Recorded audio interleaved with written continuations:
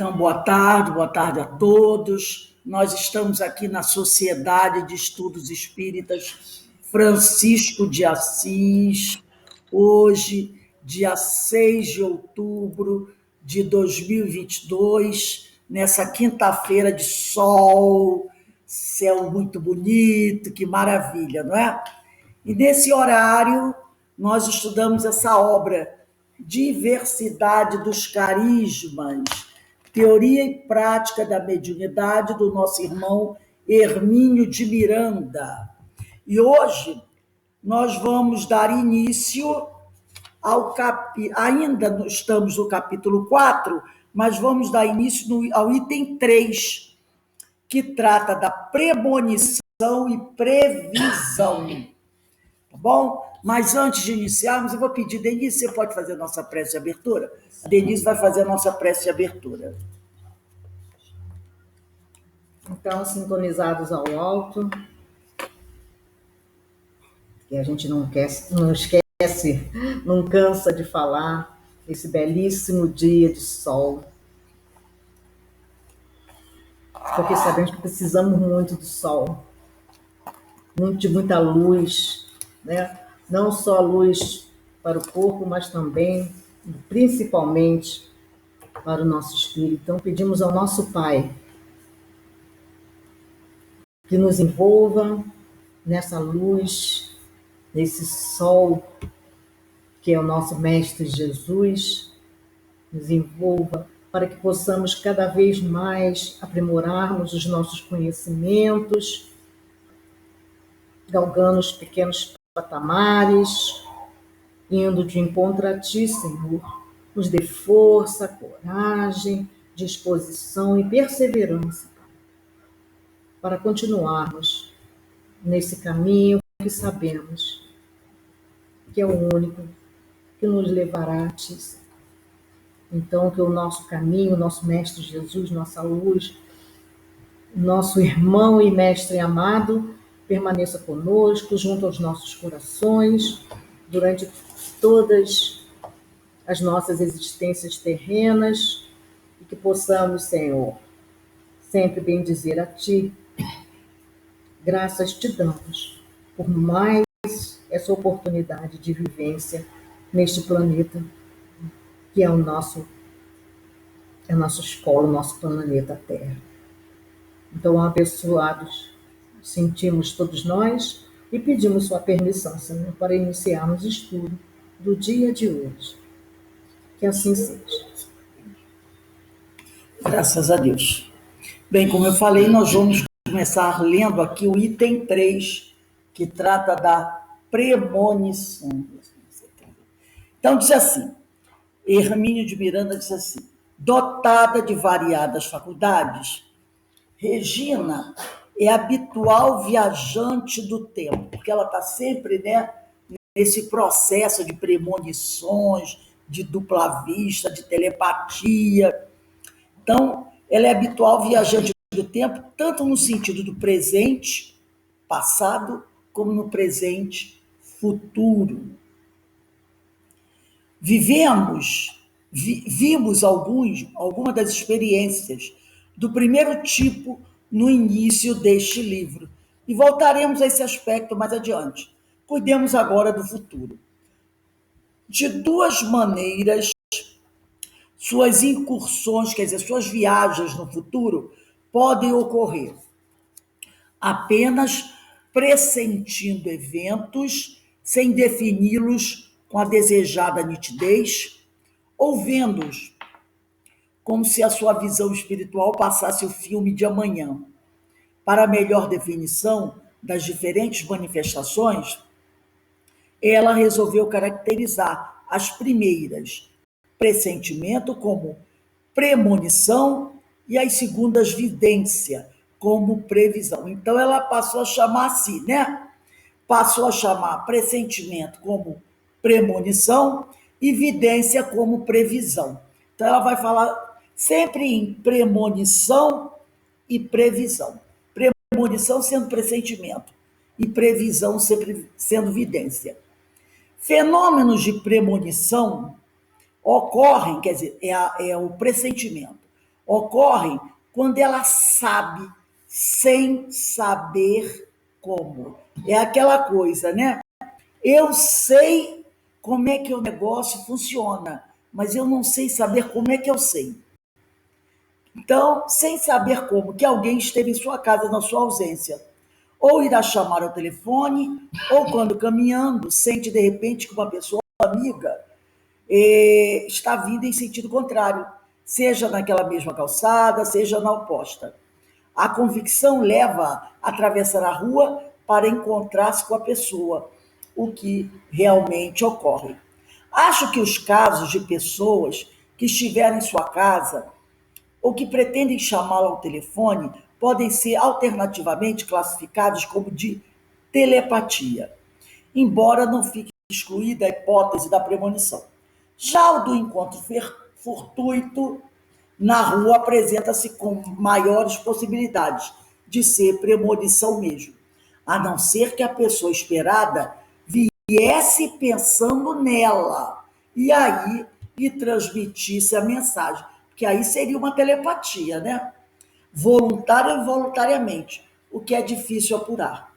Também os casos em que a visita está marcada e a pessoa muda de planos, mais de uma vez, tanto podem ser atribuídos à premonição como à telepatia.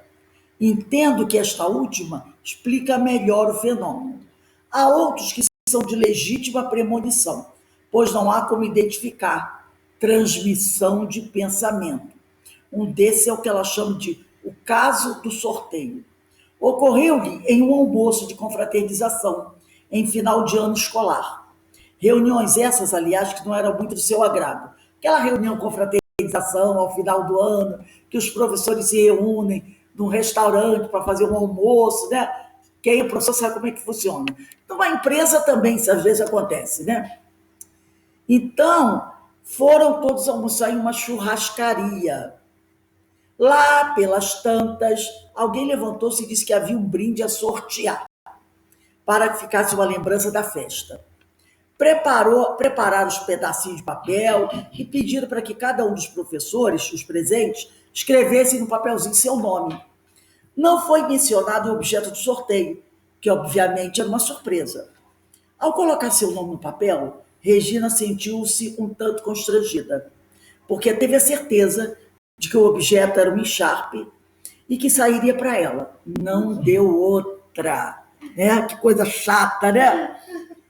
Nesse episódio, ela poderia até ter captado por via telepática a imagem da echarpe, mas não havia como conseguir, pelo mesmo processo, a certeza de que seria ela a premiada. Ver o presente é uma coisa, a vidência ela poderia ver, mas saber que era ela que iria ganhar, aí eu sorteio, né? Os nomes estão tudo no papelzinho dentro de uma caixa, alguém mete a mão, balança, e tira o papelzinho. Não deu outra, né? Então, a não ser que algum amigo espiritual invisível lhe houvesse transmitido tal convicção, o que é pouco provável, que algum amigo espiritual vai ficar dizendo, quem vai ganhar é você, tá? Os espíritos menos evoluídos dificilmente têm condições de penetrar pelo futuro, ainda que 5 ou 10 minutos adiante. Então, os espíritos menos evoluídos têm muita dificuldade de avançar no futuro. Os de mais elevada condição evolutiva não se interessam por brincadeiras como a de proclamar quem vai ganhar o que o número vai dar na loteria, né? Acontece ainda alguém comunicar-lhe, por exemplo, que vai viajar determinado dia e ela saber antecipadamente que a viagem não será realizada por motivos que ela ignora, mas sabe que são reais e respeitáveis. É o que acontece. Em vários dos casos de premonição que Regina colocou à minha disposição, em relato pessoal, feito ao meu pedido, vejo interferências telepáticas ou episódios de desdobramento, fenômenos mistos, nos quais mais de uma faculdade foi acionada. Porque é isso que pode acontecer. Por isso que é difícil você classificar esses fenômenos, porque no mesmo fenômeno podem acontecer várias interferências. Você pode ter telepatia, você pode ter desdobramento, você pode ter premonição, tudo junto, né? Um desses é o seguinte, aí ele vai contar uma história que ela narrou para ele. Em determinado período de sua vida, Regina partilhava, quer dizer, dividia um apartamento alugado com outras 3 moças. O entrosamento pessoal entre elas não era dos melhores, especialmente porque uma das moças, racista convicta, e a gente sabe que a Regina é uma moça negra, né? Ela é negra. E ela teve muitas dificuldades na infância dela por causa disso. Porque ela mesma, quando era jovem, ela não aceitava ser uma mulher de cor negra. Ela não aceitava. E ela cresceu com essas dificuldades, né? E no grupo entre elas havia uma moça racista convicta, que alimentava rancores e frustrações que se traziam em hostilidade surda à Regina, e tudo fazia para criar contra ela um clima de rejeição. Certa feita, essa moça armou contra a Regina um dos seus esquemas malignos e expôs a trama em um bilhete dirigido às demais companheiras, no qual não poupava sua vítima predileta. A mensagem do ódio e da mentira foi alojada, foi guardada debaixo da almofada, do meio do sumier. Lembra sumier? Que antigamente, né? Pensa, eu tenho um sumier. Hoje em dia ninguém mais fala isso, né? Do sumier. Quando eu li isso, eu achei tão engraçado. Onde dormiam as moças. Era tipo aquele sofá-cama, né? Que o pessoal chamava de sumier. Aí ela guardou, essa pessoa botou o bilhetinho debaixo da almofada, justamente para que quando as colegas dela acordassem, encontrassem o bilhete e lessem, entendeu? Era algo que ela tinha escrito, fazendo alguma fofoca, alguma calúnia contra a Regina. Ela não teve coragem de chamar as colegas e contar da calúnia, então ela escreveu para que elas lessem, né? Ao acordar pela manhã, Regina já sabia de tudo. Ela não viu a outra escrever, mas ela ficou sabendo, né, de tudo. Embora ninguém lhe houvesse contado nada, mesmo porque suas companheiras já haviam saído para o trabalho. As companheiras saíram para o trabalho e não encontraram o bilhete, não viram o bilhete. E a Regina acordou e já sabia que o bilhete estava lá. Ela não apenas sabia que as outras ainda não haviam recebido e lido o bilhete, como ela sabia do seu conteúdo e onde havia sido escondido. Ela foi até a sala, deslocou a almofada e lá estava o papel venenoso. Embora possa ter ocorrido aqui um episódio de premonição, o mais provável, a meu ver, é que ela tenha tomado conhecimento de tudo em espírito, desdobrado pelo sono fisiológico. Então, pode ter tido uma premonição de que havia alguma coisa, e o Emílio diz que ele acredita até que ela, durante a noite, desdobrou e ficou sabendo o que a outra tinha feito e foi lá e viu o bilhete, né? Aí ele diz aqui, os casos de premonição, porém, portanto, ter explicações alternativas, os casos de premonição podem, portanto, ter explicações alternativas. Aqui, como ele falou no caso do bilhete, pode ter sido uma premonição ou um desdobramento do sono. Uma das duas coisas, né? Podem ter explicações alternativas, ainda que não fique excluída a hipótese admitida por Regina. Quanto aos de previsão, contudo, a participação da telepatia é inaceitável, como veremos. Um deles é singelo, mas bem característico. Vivia-se ainda na era do bonde, no Rio de Janeiro.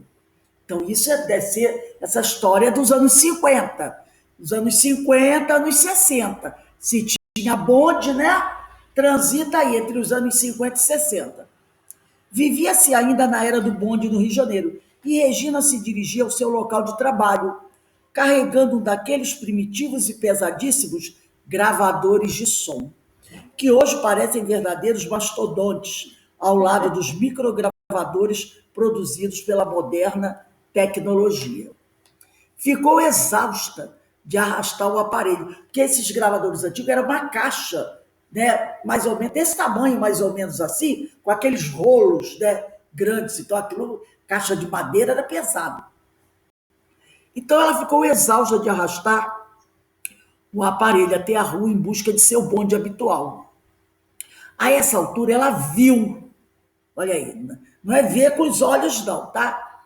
Ela viu com o sistema visual interno, quer dizer, com os olhos da alma, chegar um bonde, no qual vinha ao estribo um funcionário da escola onde ela trabalhava. Então, ela está sentada ali, ela teve uma visão. Na visão dela, ela viu o bonde chegando com o companheiro de trabalho dela pendurado no estribo do bonde. Ela parou, o que ela fez? Inteligentemente, ela parou, arriou no chão apesar da carga e sentou-se.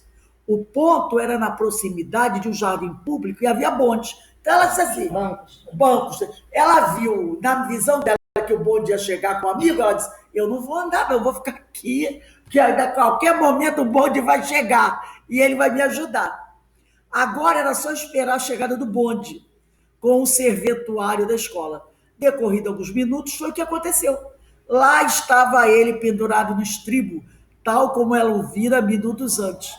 Regina chamou pelo nome, ele desceu, pegou o gravador e incumbiu-se de levá-lo ao seu destino, para alívio e satisfação dela. Isso é bom, né? Você vem andando pela rua e diz, ai, que bolsa pesada. Aí daí você tem uma visão, ih, vai vir alguém. Aí eu vou parar aqui e esperar, porque essa pessoa vai me ajudar a levar. Interessante. Há outro caso no qual não detectamos o fator telepatia. Durante as horas de repouso, Regina assistiu desdobrada. Olha só que coisa interessante. Ela estava repousando e ela assistiu desdobrada a um grave acidente com um ônibus interestadual que caíra de um viaduto. Viu ainda um homem sendo retirado do veículo acidentado e soube que era o único sobrevivente daquele acidente. Era como se ela estivesse no local, na cabeça do viaduto, quer dizer, na entrada do viaduto, né? Assistindo a tragédia, sem nada poder fazer para evitá-la ou ajudar alguém. Limitava-se a testemunhá-la. Como é que ela ia avisar alguém? Que ela vira um ônibus caindo do viaduto. Ela não sabia a placa do ônibus, sabia a empresa do ônibus, não sabia quando ia acontecer, nem a hora que aquilo ia acontecer, não é? E se ela bota no jornal, ia ser chamada de maluca. Quantos ônibus passavam por aquele viaduto? Vários, né? Pareceu-lhe apenas um sonho, como tantos outros, embora de impressionante realismo. Uma semana mais tarde, olha só, porém teve a desagradável surpresa de conferir o sonho. Ao passar por uma banca de jornais, lá estava um jornal aberto com as manchetes de um acidente de ônibus e a foto correspondente. Lembrou-se logo do sonho. Era exatamente, mas exatamente o mesmo. A visão que ficara documentada em sua memória. Era como se a foto tivesse sido tirada por alguém que estivera no mesmo ponto de observação que ela havia estado. A foto era igual ao que ela vira, como se alguém também tivesse estado ali, no início do viaduto, e tirado a foto, né? Comprou o jornal e, ao ler a notícia, verificou que era mesmo um acidente que ela vira acontecer. Até o detalhe de que apenas uma pessoa sobrevivera, um homem. Seu caso mais impressionante, contudo, e no qual vários ingredientes e faculdades se conjugam, é o que podemos identificar como a trágica viagem a Brasília. Embora muito jovem, cursava ainda a faculdade. Regina já exercia o magistério e fizera muitos amigos entre colegas e alunos. A nova capital do país havia sido recém-inaugurada e era o grande interesse em visitá-la. Organizou-se no colégio. Então, 1960, realmente, né? A Brasília já havia sido inaugurada, então 1960, 61 por aí, né? Então, ela fizera muitos amigos entre colegas e alunos. A nova capital já havia sido recém-inaugurada e era grande interesse em visitá-la. Organizou-se no colégio uma caravana que seguiria de ônibus, especialmente fretado para a ocasião. E todos se programaram para a excursão que se realizaria durante as férias de julho. Regina aderiu, preparando-se para a viagem. Um casal amigo, contudo, resolveu convidá-la para ir com eles de carro. Ele era colega de trabalho e a esposa muito amiga de Regina. Desejavam sua companhia para a longa viagem que fariam sem pressa, parando pelas cidades que desejassem conhecer melhor. Uma pessoa a mais e amiga de ambos tornaria o passeio mais agradável. Iriam em três, né? O casal e mais Regina. Ficou combinado que sairiam do Rio com uma semana de antecedência em relação ao ônibus, porque o ônibus vai mais rápido, né? A fim de chegarem mais ou menos no mesmo dia. Regina aceitou e agradeceu o convite que lhe proporcionaria viagem mais cômoda do que ir de carro, era melhor que ir no ônibus, e interessante do que a que estava planejada. Começaram os preparativos, ficando a data da partida combinada para um domingo. Desde a segunda-feira, ela ia viajar no domingo, mas na segunda-feira daquela semana, contudo, Regina começou a sentir forte compulsão para não ir. Não havia a menor razão para aquilo, mas o sentimento era inequívoco e insistente. E ela resolveu ceder à sua intuição, ainda que sem saber como justificá-la. Só sabia que não desejava ir, que não iria mesmo. Na quinta-feira, os amigos passaram por sua casa para acertar os últimos detalhes, e ela lhes comunicou sua inesperada decisão. A reação foi pronta e inconformada. Não ia por quê? Que motivo teria surgido assim imprevisto? Como não havia nenhum a alegar, ela pretextou estar sem dinheiro. Mas isso não seria problema, disseram eles, dispostos a emprestar a importância necessária. Ela recusou a oferta generosa e continuou irredutível na decisão de não mais ir com eles. A despeito da insistência deles, ela se manteve firme. Saíram decepcionados e até um pouco magoados com ela, que também ficara aborrecida consigo mesmo, em face daquela inexplicável teimosia. Mas, sem dúvida, algo dizia lá dentro que não fosse. Podia perfeitamente estar equivocada, mas resolvi ouvir a advertência interior. O casal estava igualmente decidido a levar uma companheira de viagem, e na sexta-feira foram em busca de uma amiga comum, em Nova Iguaçu. A moça não estava preparada para uma longa e repentina viagem como aquela, mas acabou cedendo ante a insistência do convite e a perspectiva de um passeio interessante, sem grandes surpresas. Despesas. Trouxeram-na para a casa deles e foi aí que ela preparou sua roupa, chegando ao extremo de ter de lavar e secar a ferro algumas peças. Realmente eles não queriam viajar sozinhos. Tudo acertado, partiram no domingo como ficara combinado. A semana começou sem maiores incidentes. Desde que os amigos haviam partido, Regina desligou-se deles e da viagem. No entanto, na quinta-feira daquela semana, eles estavam ainda em viagem. E ela, Regina, teve uma vidência. Seria um sonho? Ele bota o ponto de interrogação, né? Que lhes apresentava nitidamente três quadros enigmáticos, como instantâneos ou fragmentos de uma sequência com óbvio simbolismo que somente entenderia mais tarde. Denise, pode ler um pouquinho para a gente? No primeiro desses quadros, ela se via na escola, onde trabalhava, diante de um lago. E nele, um peixe muito irrequieto, cujo corpo tinha formas femininas e os olhos de sua amiga, mulher, do colega professor. A identificação era óbvia, pois a moça tinha olhos lindos, verdes, grandes, extremamente expressivos. Diziam dela que falava com os olhos, realmente inconfundíveis. De repente, um aluno muito chegado a Regina se põe ao seu lado e lhe oferece, numa jarra d'água, o peixe que acabara de apanhar para ela. Regina meteu as mãos na jarra para segurar o peixe e, ao retirá-las, trazia pelos ombros o cadáver de uma mulher. No segundo quadro, caminhava ela por uma estrada asfaltada, aberta na mata. Ao lado dela, de braços dados, caminhava um homem. De repente, quando olha para ele, Regina percebeu que estava arrastando um cadáver. No terceiro e último quadro, ainda a caminhar pela mesma estrada, surge inesperadamente à sua frente um enorme tronco de árvore tombado, barrando-lhe a passagem. Regina olhou à sua volta para pedir socorro e avistou uma pequena casa um tanto afastada da rodovia.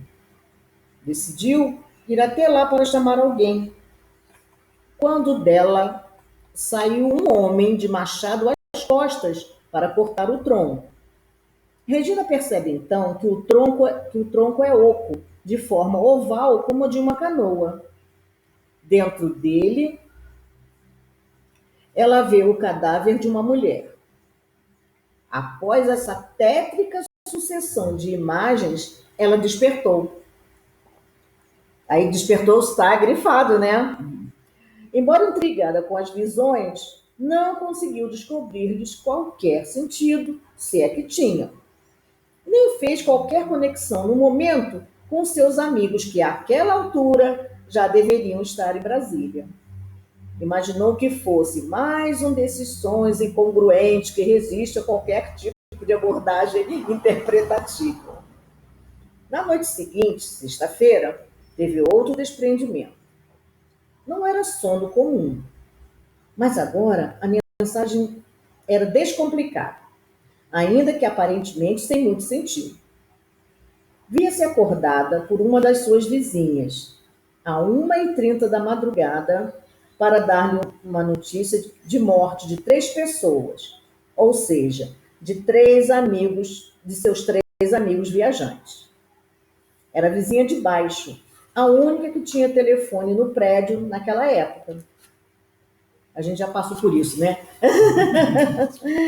Sábado pela manhã, às 7h30, ainda estava na cama pensando naqueles sonhos esquisitos, quando a vizinha chamou-a pela janela.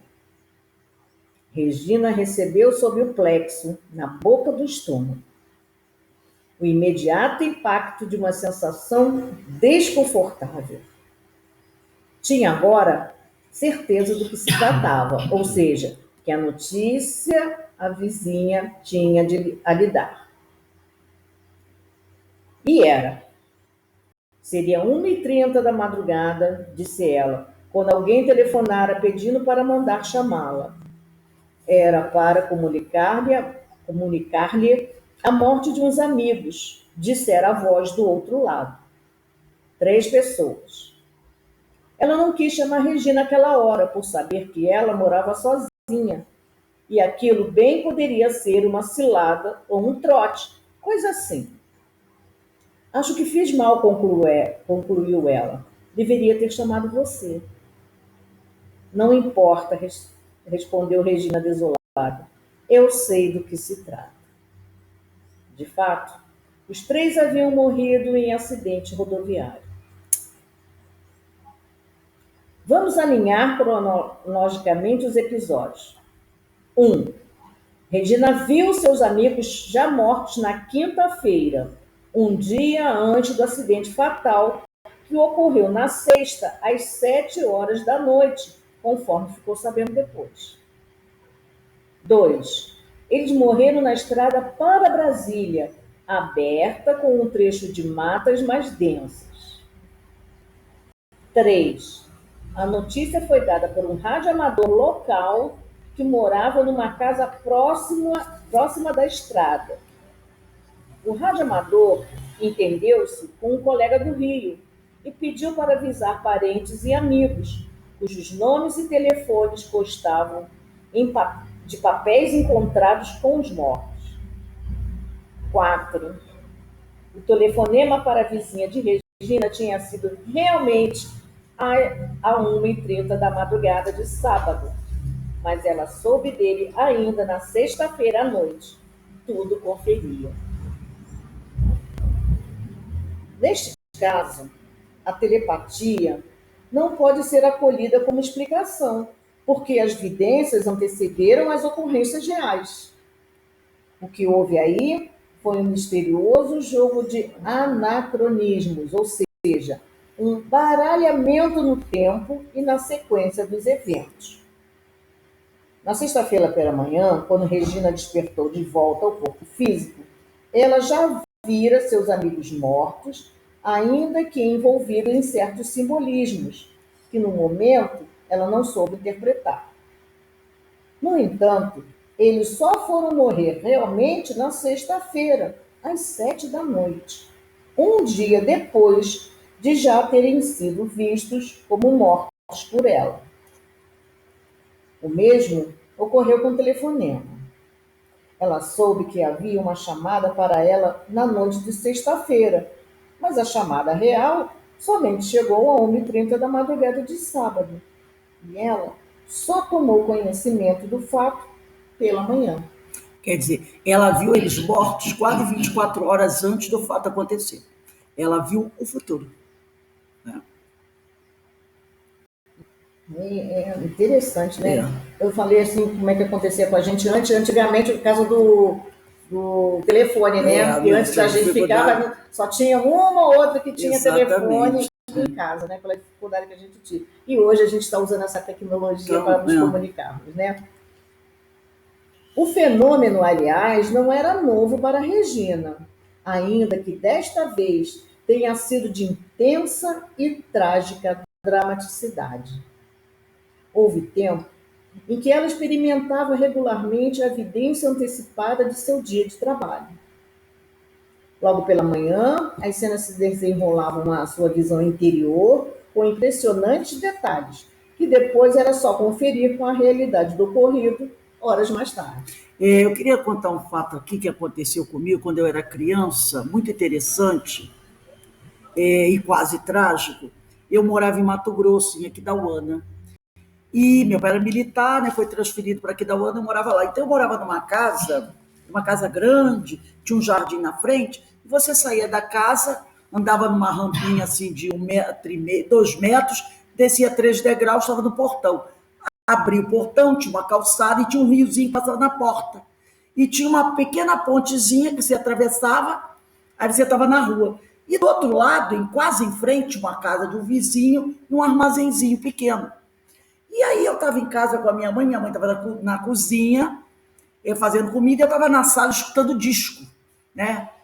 Meu pai tinha comprado um disco novo para a gente, do Roberto Carlos, eu estava na sala escutando disco.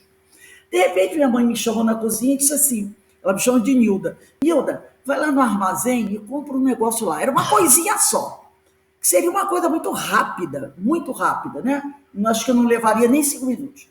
E eu tinha acabado de colocar o disco. E ela também estava escutando, eu e ela estávamos escutando a música. E ela gostava também. Aí eu peguei o dinheiro, abri a porta, desci os 3 degraus. Quando eu cheguei no portão, a minha mãe falou de uma forma muito seca e firme: volta e desliga o disco. E ela estava escutando. Ela estava escutando, entendeu?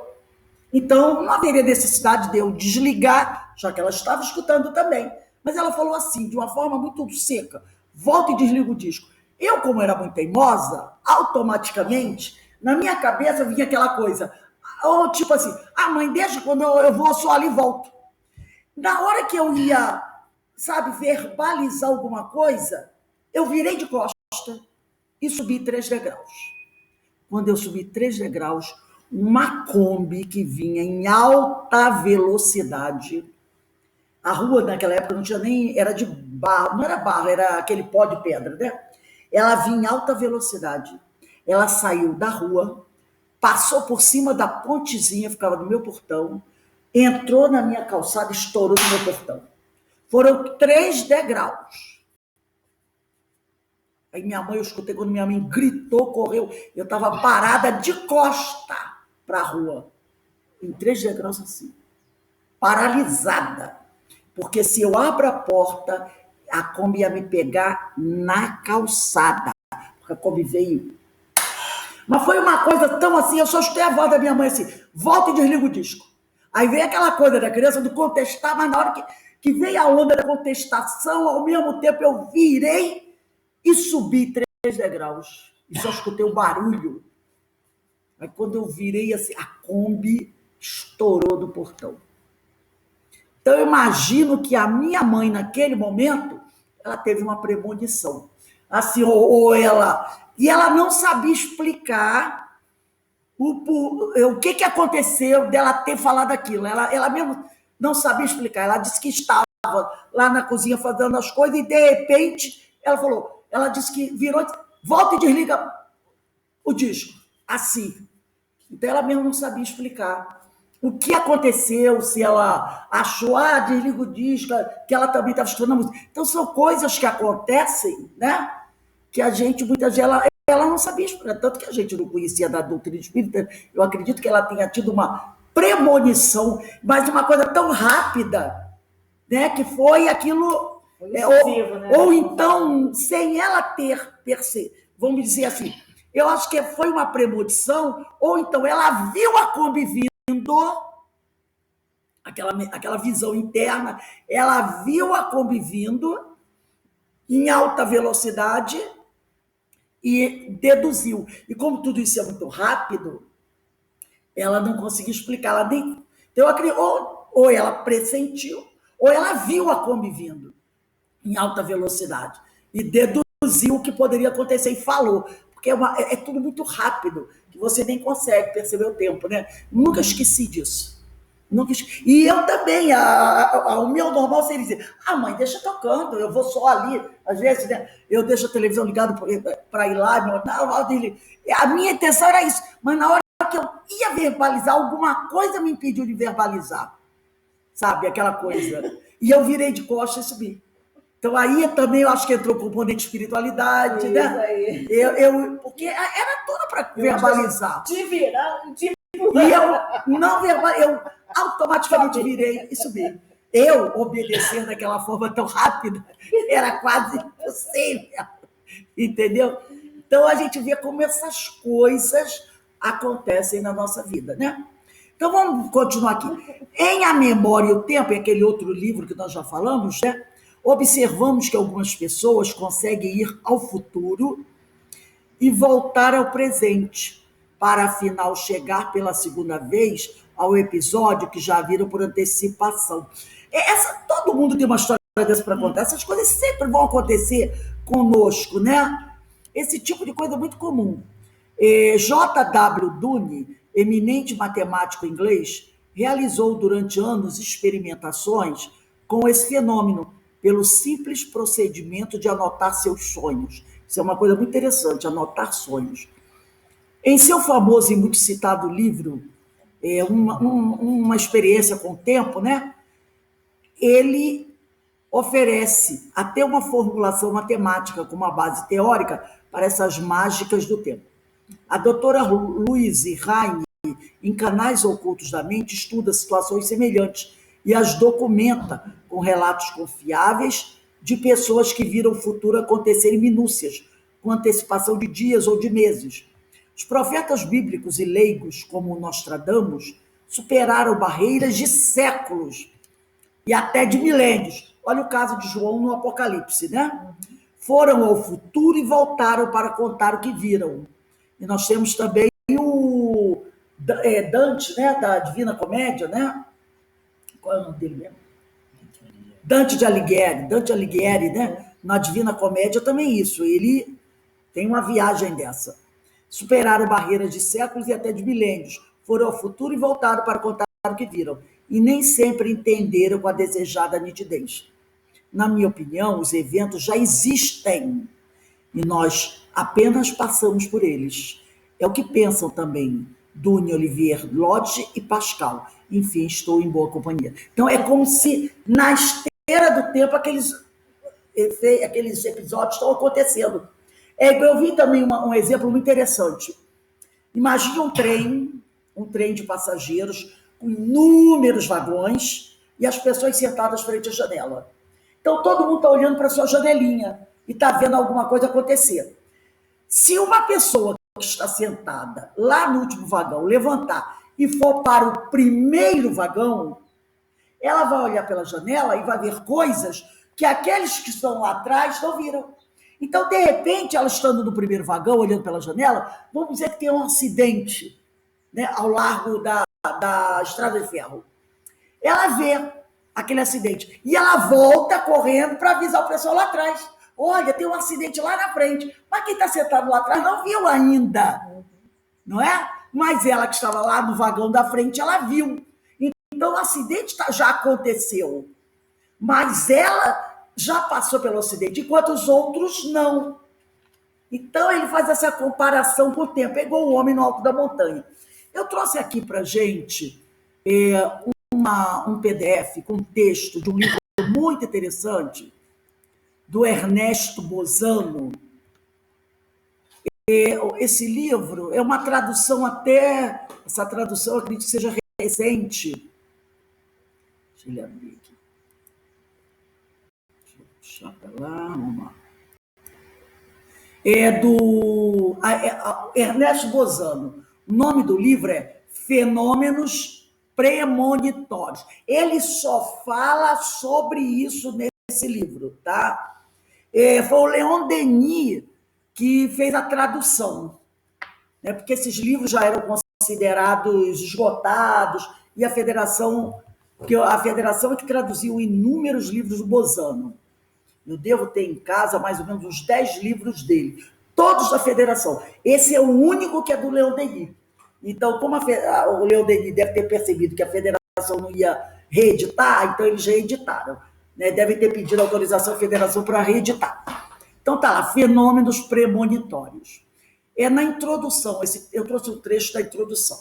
Na linguagem técnica adotada pela... De novo. Na linguagem técnica adotada. Gente, só um instantinho, tá? Que tem o telefone tocando aqui, vai ser desligado já. Vamos lá, para não atrapalhar a leitura. Na linguagem técnica adotada pela Sociedade Inglesa de Pesquisas Psíquicas, o fenômeno premonitório recebeu esta simples definição: predição supranormal de um acontecimento futuro qualquer. Então, a sociedade inglesa deu aos fenômenos, né, premonitórios esse nome: predição supranormal de um acontecimento futuro qualquer. E esta definição parece feliz e adequada. O termo premonição encontra-se como sinônimo deste outro, clarividência no futuro. Então, você pode encontrar também a palavra premonição como um sinônimo de clarividência no futuro, empregado pelos antigos magnetólogos, e ambos compreendem todos os casos que ambos os nomes, premonição e clarividência do futuro, compreende todos os casos que, segundo suas modalidades particulares de manifestação, tomam na linguagem comum os nomes de pressentimento, aviso, predição, adivinhação, profecia. Tem gente do interior que chama até de visagem, não é? Visagem. Com relação ao valor intrínseco do fenômeno em questão, encontro-me de acordo com o Dr. Samona, que é um outro pesquisador, cujo parecer é de que entre os fenômenos metapsíquicos, os premonitórios, que todavia desafiam todas as nossas concepções mais audaciosas para chegar à sua explicação, estão entre aqueles de cuja existência menos se permite duvidar, pois há casos verdadeiramente autênticos diante dos quais somos forçados a nos inclinar, apesar de sua inintengibilidade absoluta. Quer dizer, não se pode compreendê-los totalmente. Então, são casos que a gente não pode duvidar, primeiro, porque quase todo mundo, né? Quase todo mundo tem um fato desse para contar. Aí você vai dizer, todo mundo é mentiroso? Só que muitas vezes você não consegue compreender totalmente. Foi o caso da Regina, com aquela história de peixinho, que o peixe, o olho da amiga. Como é que ela ia poder decifrar aquela história? Só quando a moça bateu na porta dela para falar do telefonema, que ali ela teve certeza do que se tratava.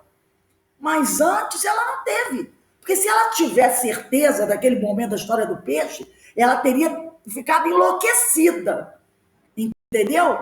Então, só quando a amiga bateu na porta, é que ali ela teve a consciência Tanto que é interessante que tem aquele livro, né?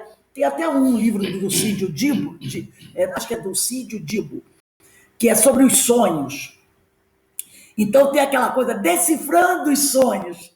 Então a coisa é tão complicada que às vezes você tem um sonho e o sonho é todo cheio de fantasia, né? Cheio de figuras mitológicas. Você não consegue. Mas aquele sonho, às vezes, tem um significado. Só que ele está tão misturado com outras figuras, outros simbolismos, que na hora você não consegue decifrar. Mais tarde, quando alguma coisa acontece, você diz: ah, agora eu estou entendendo meu sonho. Agora eu estou entendendo meu sonho, né? Então ele diz aqui, não se pode compreender totalmente. Para se chegar à conclusão da frequência com a qual eles se realizam, né, esses sonhos se realizam, esses fenômenos, basta consultar a história dos povos. Aí recolher-se-ão numerosos exemplos, e em todas as épocas.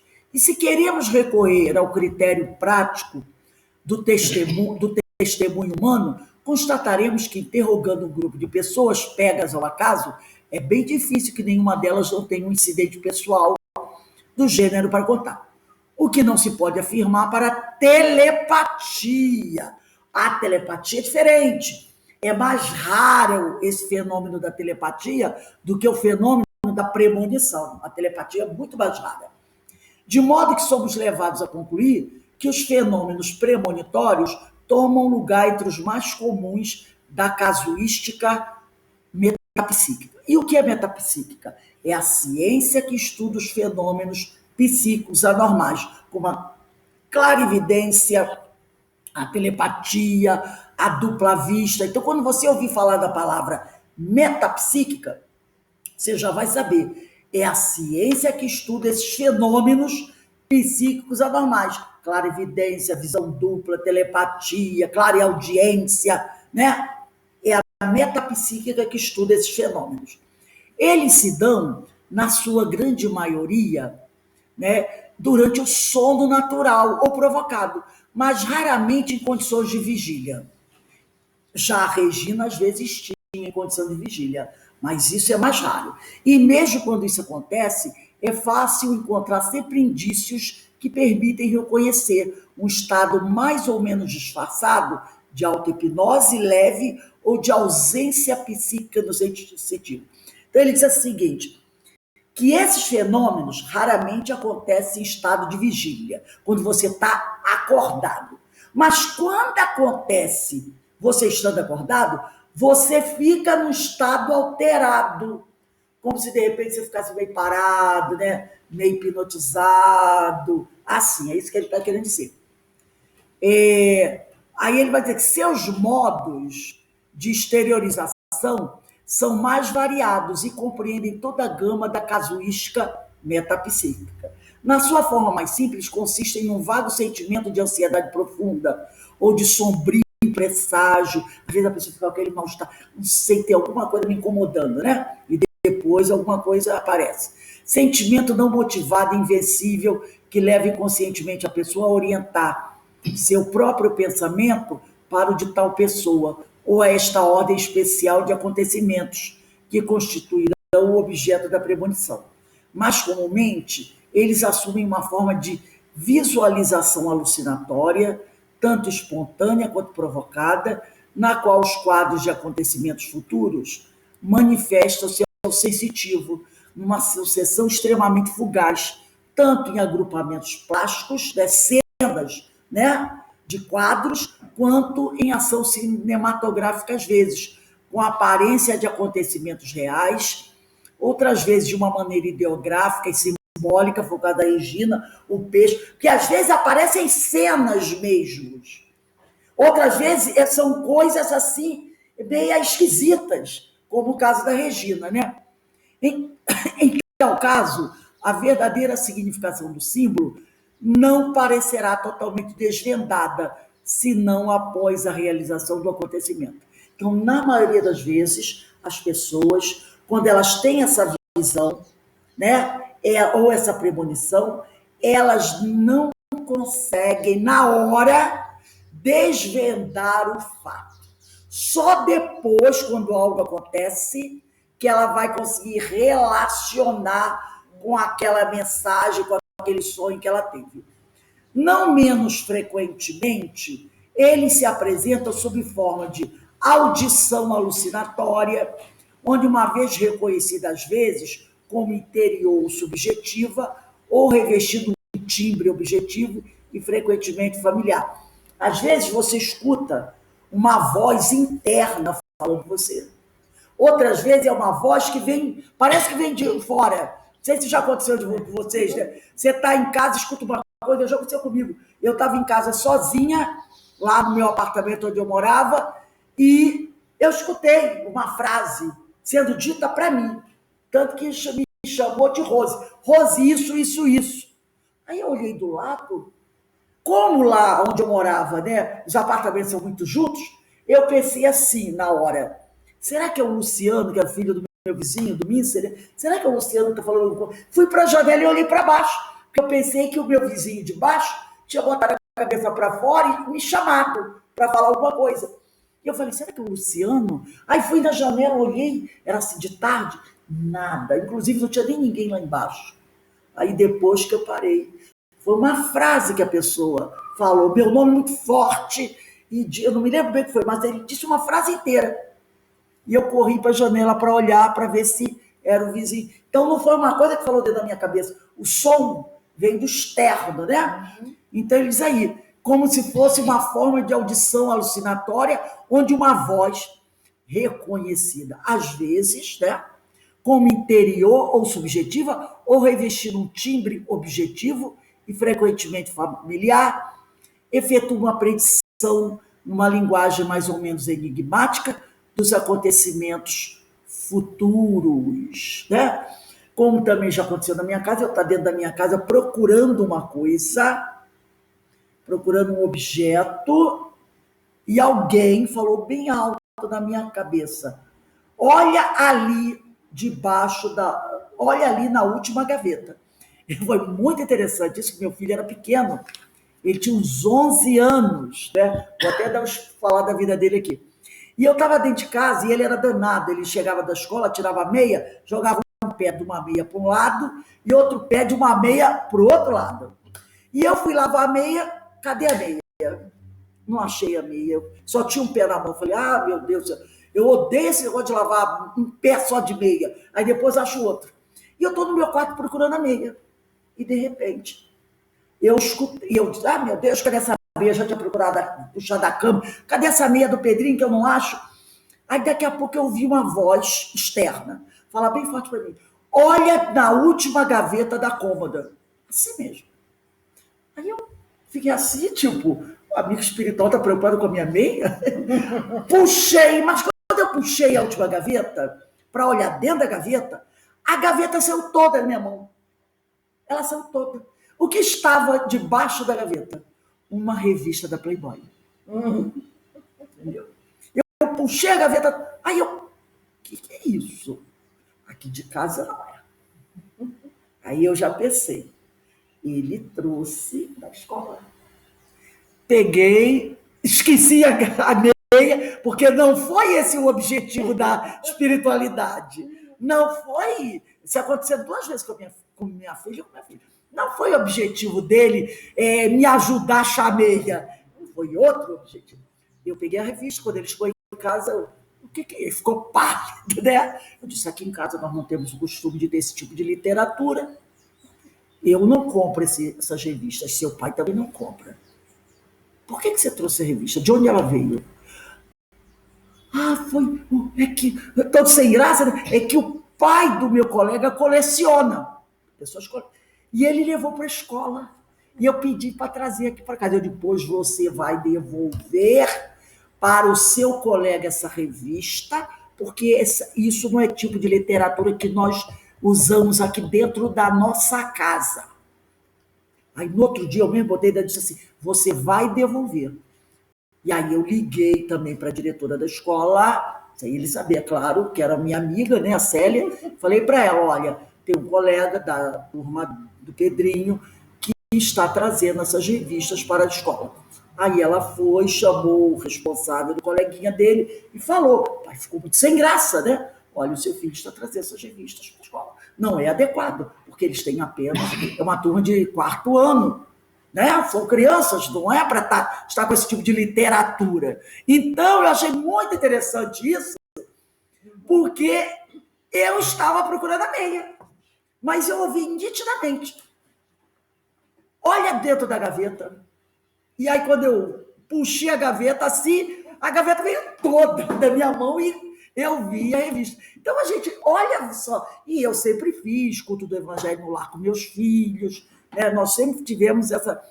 Eu já era espírita, então a gente fazia sempre culto do lar. Então, é sempre esse tipo de coisa dentro da nossa casa, nós nunca gostamos, né? Então, a gente percebe como essas coisas podem acontecer, né? São coisas muito interessantes. Então, ele diz aqui, em outras coisas, em outras circunstâncias, eles se traduzem no fenômeno fônico com um cunho decididamente objetivo, como, por exemplo, quando batidas, gemidos, ruídos de toda espécie, fiéis em cada um dos casos à sua modalidade de exteriorização, porque cada fenômeno tem um tipo de forma de se exteriorizar, alguns é por barulho, outro é por pancada, né? Reproduzem-se tradicionalmente numa família para anunciar a morte de um dos seus membros. Nota-se aí um gênero de premonições transmitidas sob forma de impulsão motriz irrefreável, que impulsiona o sensitivo a atos que parecem absurdos, porque não motivados, como, por exemplo, voltar sobre seus passos. Foi no caso, até que aconteceu comigo, né? Você volta sobre seus passos, dá uma corrida, troca de lugar ou de caminho, escapando dessa maneira a um grave perigo que o ameaçava com seu desconhecimento. Então, às vezes, você sai de casa... E até o tal caso daquele que se atrasa. Exatamente. Acontece uma coisa na hora, você se atrasa para... Ou então você acorda, você todo dia faz as coisas correndo. Mas naquele dia você acorda com uma preguiça. Hoje eu vou chegar atrasado, um pouco atrasado. Hoje eu não vou pegar aquele ônibus que eu pego todo dia, não. Eu vou pegar o outro. E aí, pimba, pode acontecer alguma coisa e você se livra, né? Então, eles aqui, nota-se ainda um gênero de premonições transmitidas sob forma de impulsão motriz irrefreável, que impulsiona o sensitivo a atos que parecem para muitos absurdos, porque não motivados, como, por exemplo, voltar sobre seus passos, dar uma corrida, trocar de lugar ou de caminho, escapando dessa maneira a um grave perigo que o ameaçava com seu desconhecimento. Você nem imaginava que aquilo podia acontecer e por algum motivo você faz algo que o pessoal diz, está ficando maluco fazendo isso? E aí você se livra de alguma coisa, né? Contaremos finalmente o último gênero, muito mais raro, premonições que assumem uma forma divinatória, de maneira que o sensitivo é levado contra a vontade a exprimir profecias pelas quais não se sente responsável. Nesse caso, a forma orácula, que assumem de hábito suas palavras, faz pensar nas respostas dos oráculos grecos romanos. Ele mostrou, falou várias formas que podem acontecer de premonição. Um dos caracteres especiais dos fenômenos que estudamos é o de se referir originariamente aos conhecimentos dolorosos, no caso da Regina, né? Raramente a incidentes alegres. Um outro aspecto, que dificilmente tem premonição de acontecimento alegre, né? Já percebeu? Um outro aspecto do seu caráter digno de nota consistiria no fato de que um grande número de sonhos premonitórios visitam por várias vezes e sempre de maneira idêntica o sensitivo, seja na mesma noite, seja em outras sucessivas, como se quisesse reiterar nele a impressão sobre aquele que dorme, com o objetivo de torná-la mais durável, o que nunca deixa de se realizar em tais circunstâncias.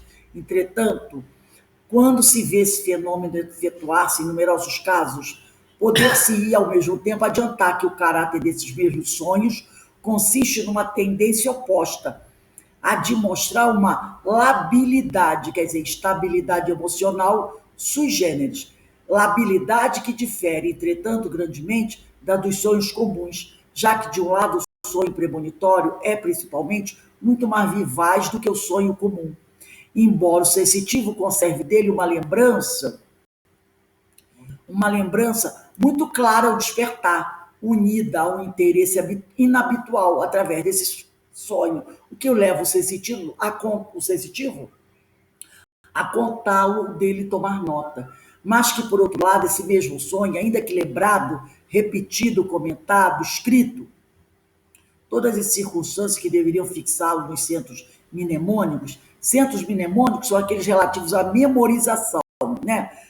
Que é fácil de reter na memória. Está quase sempre sujeito a uma rápida e total obliteração. Quer dizer, você logo esquece. Por isso que o pessoal esquece. Então, deixa eu escrever aqui, que eu sei que eu vou esquecer, né? Então, você busca um recurso para facilitar a memória, que é escrever, porque você sabe que aquilo vai se apagar.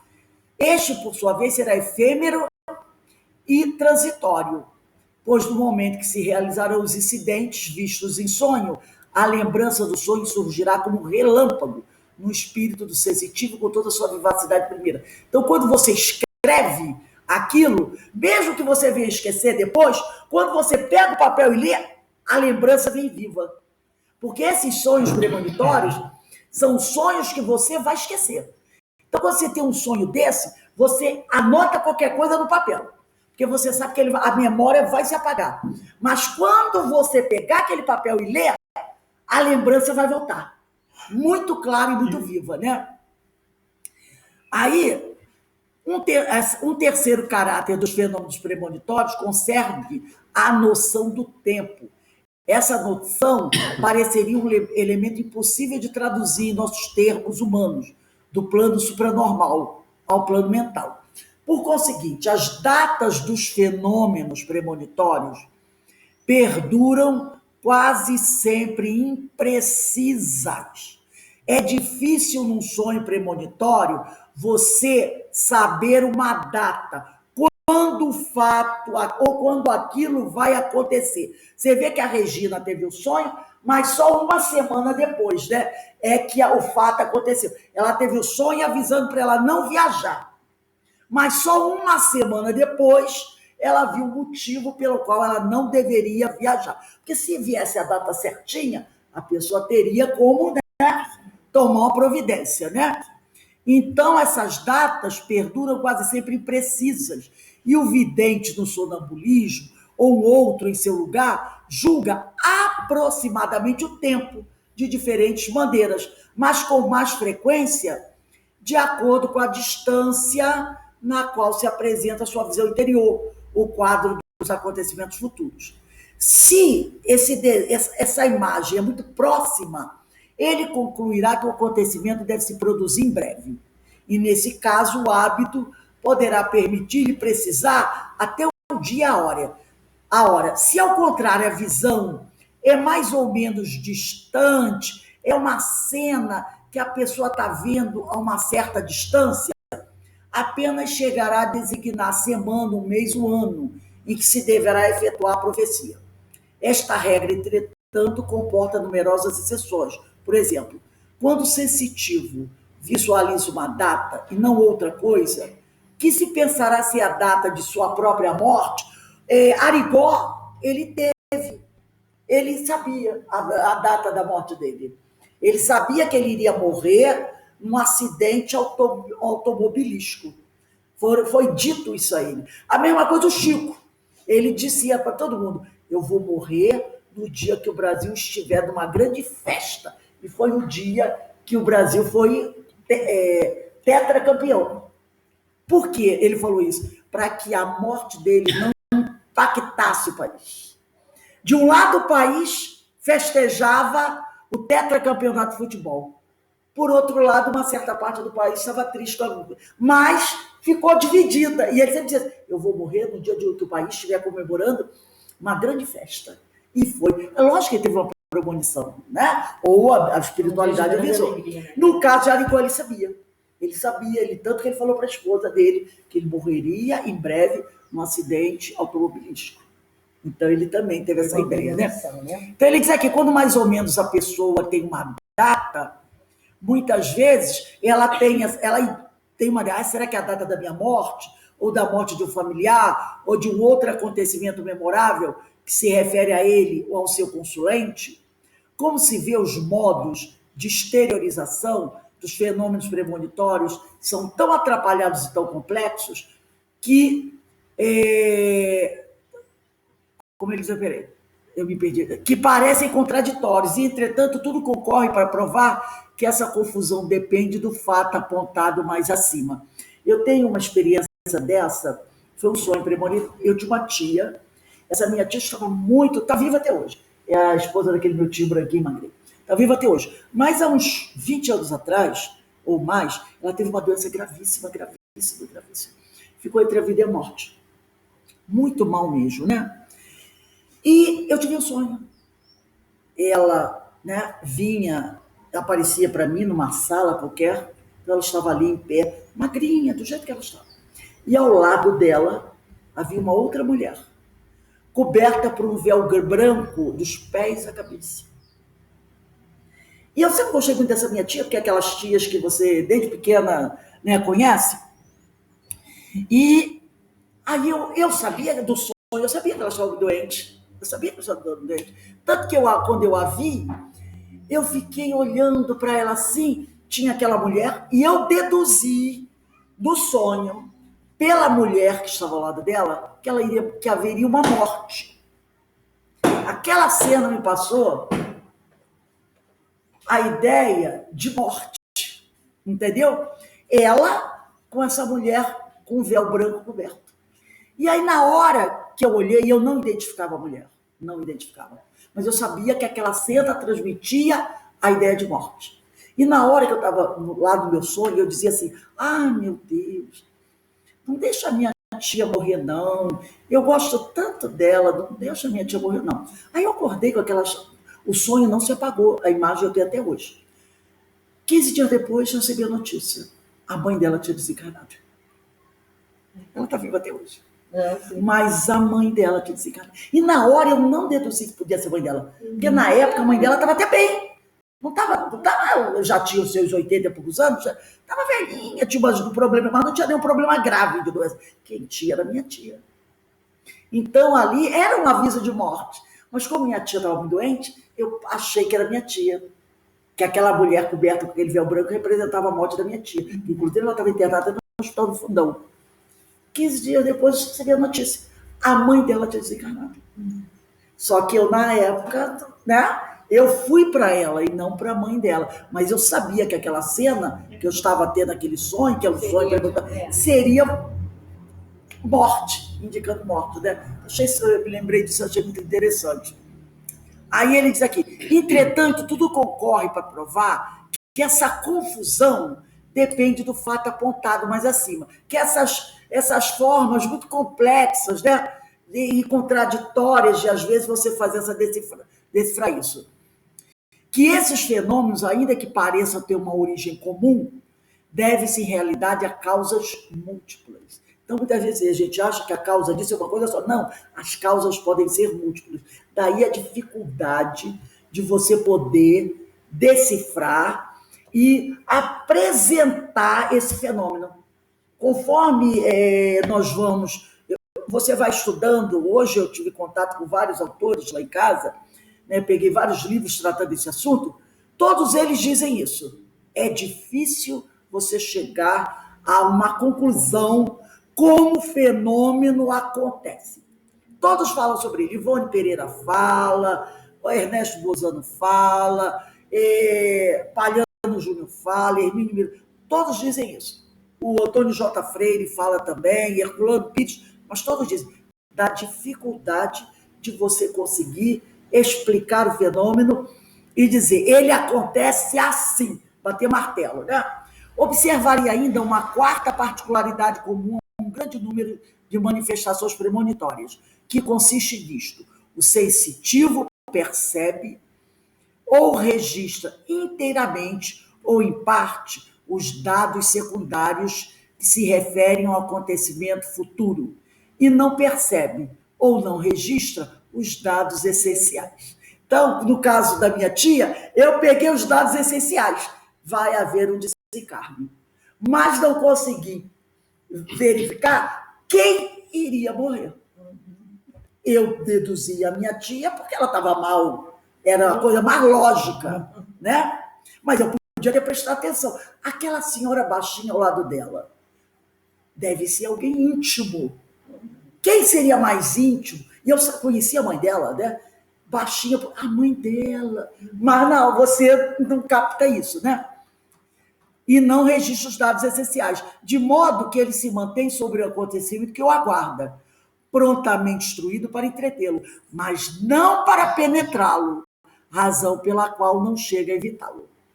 Então, muitas vezes, você não tem essa clareza do fato, que fato é esse que vai acontecer, porque qual seria a sua tendência?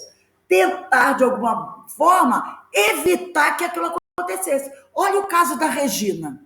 Se ela tivesse conseguido decifrar perfeitamente o sonho, naquela época seria difícil para ela. Porque se fosse hoje em dia, o que eu faria? Pegaria o celular, ligaria para minha amiga e disse assim, olha, pelo amor de Deus, para onde você está, vai para um hotel, fica aí 2, 3 dias, não segue a viagem pela estrada, porque vai acontecer um acidente com vocês. E como os amigos já conheciam ela e sabiam que ela era uma médium, o que a pessoa dizia? Opa, vamos ouvir que a Regina está nos alertando. Mas, naquela época, ela não tinha como fazer isso, porque não havia celular, era rádio amador que ficou a mensagem. O que ela enlouqueceria, já pensou? Sabendo que os amigos iam morrer num acidente dali a uma semana e ela sem poder fazer nada. Então, tem isso. Você tem uma ideia muito, vamos dizer assim, vaga do fato, mas não consegue pegar o detalhe exato. Há casos que, às vezes, a pessoa até consegue, mas isso é muito raro, porque senão a primeira coisa que você vai fazer é tentar evitar aquilo. E aí, você até pode piorar a situação. Você até pode piorar a situação. Porque se a pessoa já pensou, a pessoa tem um pressentimento que um filho vai desencarnar. Imagina. Né? Com certeza absoluta. Como é que essa mãe e esse pai vão ficar? Eu tive. Pode falar. Fala. Eu tive um sonho de perder a filha no parto, realmente. Um mês depois aconteceu. Tudo que narrou no sonho aconteceu na real. Já tive vários sonhos assim. E aconteceram depois. E eu ficava chateada, porque estavam me perguntando, para que saber se você vai impedir, né, acontecer?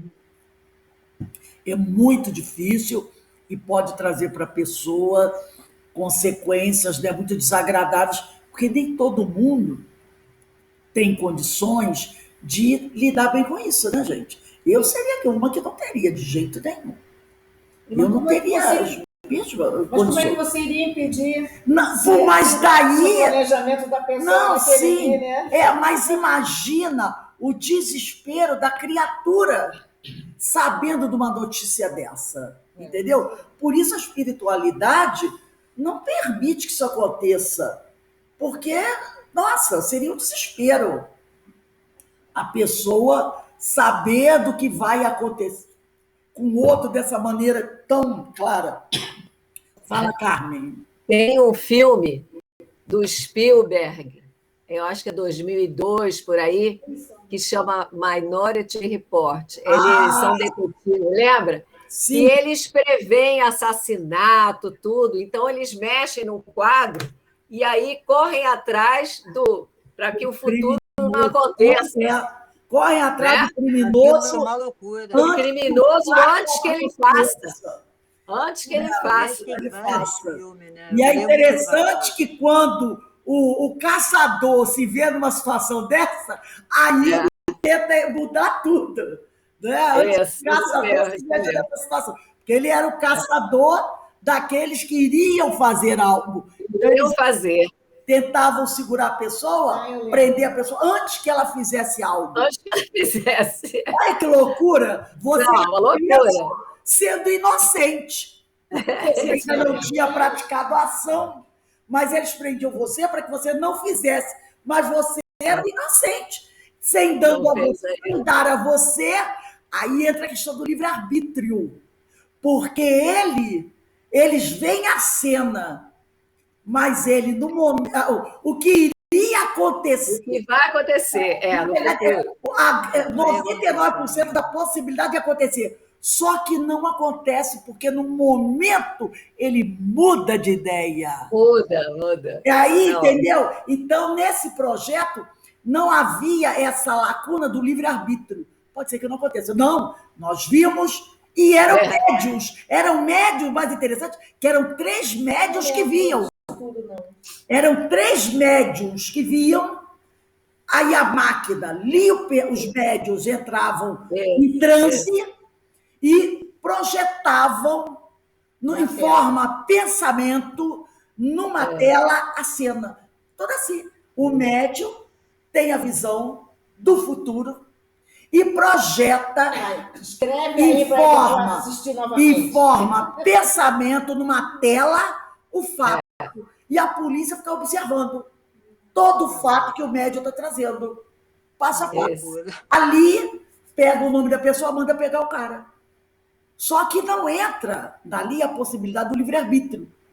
E esse rapaz que ia aprender as pessoas, um dia um dos médios tem uma visão.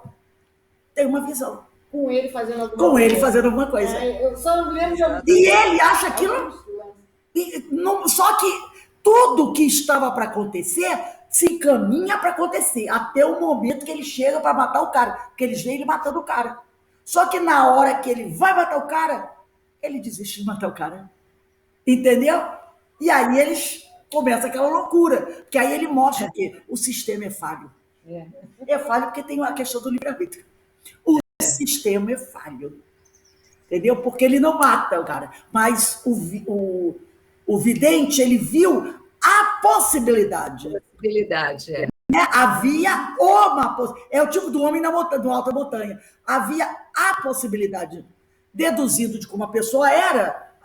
E por que a possibilidade para ele? Porque o filho dele tinha sido sequestrado e morto. Então, se ele pegasse o criminoso, ele iria matar. Havia a possibilidade. Só que ele pega e ele o mata. Mas a tendência toda. Então, eles julgam por isso. Então, é muito interessante porque trabalha com a questão da mediunidade. Minority Report, né? Minority Report. Muito bom. Pega e veja. É o Tom Cruise. É o Tom Cruise. Tom É o Tom Cruise. Cruise. Mostra que sempre existe o componente livre-arbítrio.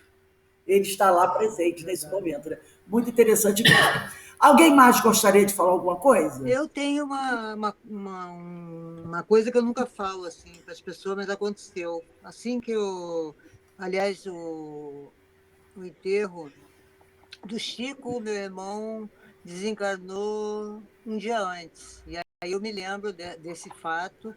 E logo depois, alguém parou no meu lado, assim, passando na rua, uma semana depois, e chegou assim para mim e falou: mas está muito preocupada com isso. Ele se atirou mesmo. O que tu vai fazer? Ele se atirou, quer dizer, dúvida dele ter se suicidado, meu irmão, se jogado no carro. Chego no COI, eu tinha... Segundo dia que eu fui no COI, a Marisa e a Luísa me levaram, estou eu sentadinha. E era aquele altarzinho pequenininho, a salinha pequenininha, a cadeira virada. Estou lá sentada sem saber da missa metade, claro, não entendia nada. Eu era muito nova no negócio, né? Ia com eles porque eles me convidavam, por causa do sofrimento que eu estava, com meu irmão. E aí eu estou sentada assim, aí eu olhei o senhor, né? Que depois eu vim saber, o palestrante, que era de fora, na primeira noite. Ele está lá escrevendo. Aí veio assim na minha cabeça: é para você. Eu fiquei, né, tremendo, né? Que medo, eu não sabia das coisas ainda. Ele acabou a palestra, ele para do meu lado e diz: para a senhora. E foi embora. Ok. Passou, eu até vou procurar para ver se a tinta apagou, né? Porque agora eu estou querendo saber cadê as psicografias que eu guardei. Está no livro. E aí passou, umas 4 vezes aconteceu a mesma coisa. Outras pessoas, sempre aquela pessoa do COI, que não era do COI, que era palestrante, convidado. Tu trabalhava lá nessa época, eu era recém-chegada. E ele baixava a cabeça e começava a psicografar. Agora eu sei que é psicografia, na época eu não sabia. E no final, o que acontece? O homem para do meu lado e me entrega. 4 vezes aconteceu. Ok. E uma das cartas, a primeira que veio dizendo assim, a primeira carta, que a minha preocupação era meu irmão, eu ainda chorava muito, tinha pouco tempo, falando assim, isso não importa mais. Eu me lembro do começo da carta, dizendo, isso não importa mais. O importante agora é o que vem pela frente. Eu vou achar essa carta para ler para Interessante, né? vocês. Interessante. Muito E eu identificava, eu sabia como é que eu fazia isso. Eu não sabia de mediunidade ainda, eu era, né, começando. e as E quando espiritualidades, eu via a pessoa escrevendo, eu dizia para mim, você sabia, você tinha essa premonição, né? Que era para você. pois é, premonição, né? É muito interessante. Por isso que esses fenômenos são interessantes, É, precisam ser estudados, porque quem estudava pois tudo é, isso era o pessoal lá do passado. Hoje em dia, poucos estudam sobre isso. Por isso pois que a é. maioria desses Meu neto a mesma coisa. a gente Meu vai netinho, encontrar com que fez o 21 anos, Oceano. vai fazer agora, a mesma coisa, ele estava no CTI, tinha a irmãzinha dele, que é gêmeo, só que ela desencarnou, né? Ela não conseguiu. E ele ficou.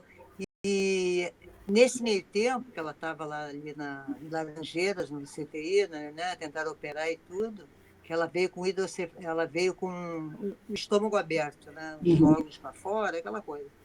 E aí uma senhora que estava lá com o neto, aquilo durou mais de uma semana, ela internada, a Catarina. E aí essa senhora voltou, eu nem tinha conversado com ela, chegou, veio isso aqui para a senhora. Eu me arrepiei, né? Mas nessa época eu já estava mais adiantadinha. A carta linda da Catarina, minha neta, essa que logo veio desencarnar, dias depois, bebezinho. A coisa mais linda a carta. Olha, é de chorar até hoje. É isso, Explicando por que ela veio rapidinho. naquela Nananana. É situação. isso Né? aí. Por isso que eu É digo, isso. as coisas acontecem. Fica Sim. aquela. E só essa doutrina maravilhosa pode nos Pois é, explicar essas pois coisas. é. Então, nesse momento, meus amigos, vamos elevando o pensamento alto, agradecendo a Deus, agradecendo a Jesus por todas essas oportunidades maravilhosas que nós estamos tendo de entrar em contato com esses fatos, esses fenômenos, estudá-los e compreendê-los um pouco mais e perceber o quanto isso pode nos ajudar. Então, nós vamos dar uma paradinha aqui, 15 minutinhos, Denise. Tá? Quando for assim, 17h40, 17h40 nós retornamos para estudar.